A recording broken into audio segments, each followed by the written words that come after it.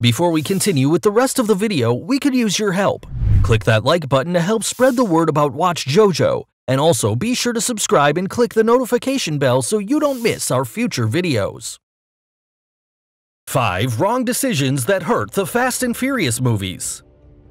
Starting out with a film that was a street racing version of Point Break, when the Fast and Furious franchise began, it performed well, but didn't take the film world by storm. However, once Fast 5 was released, the series became a total sensation.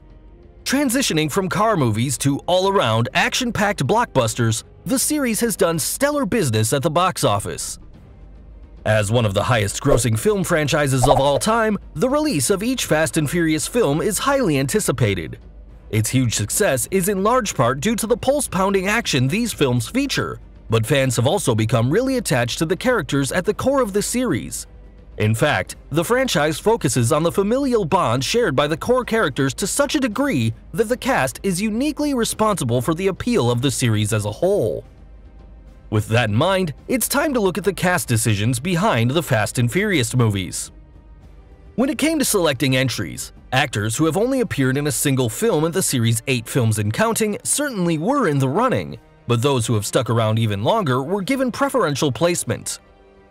The actor also in question needs to have either been a welcome addition to the series as a whole or had a negative effect on it for one reason or another. Number 5. Ronda Rousey, Kara.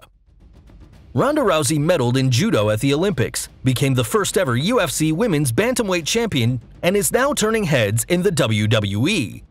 However, she is a human being who is perfectly capable of underperforming, and at least so far, her acting career has been somewhat underwhelming.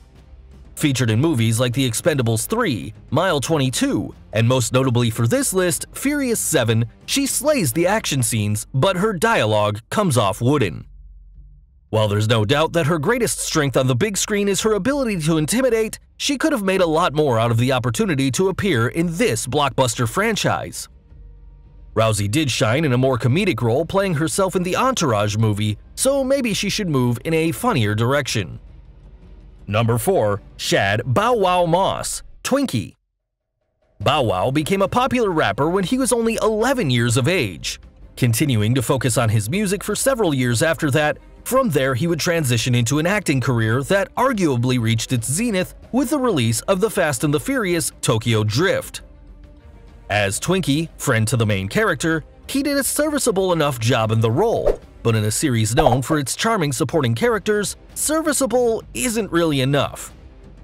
After all, many Fast and Furious actors were initially cast in minor roles, only to be so lovable that they have become a mainstay of the series.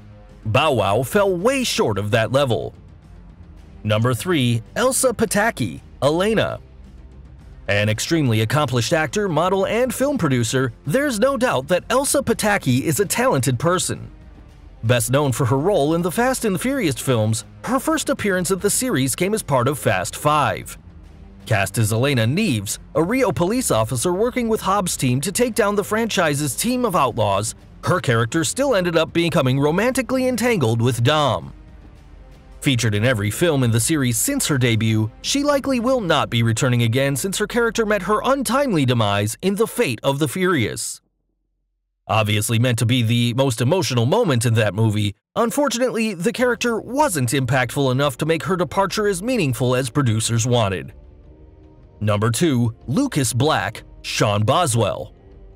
Still to this day considered to be one of the worst movies in this popular franchise, The Fast and the Furious Tokyo Drift deserves to be held in higher esteem by fans of the series.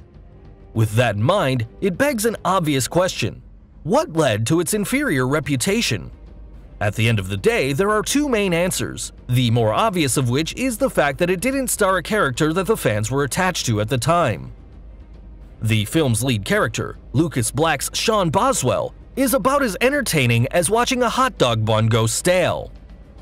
Attempting to adopt the gruff exterior of the franchise's other lead characters, Lucas Black lacked the charisma to pull that off and instead seemed largely emotionless. Number 1. Charlize Theron, Cypher. Charlize Theron is one of the best actors of her generation, if not of all time.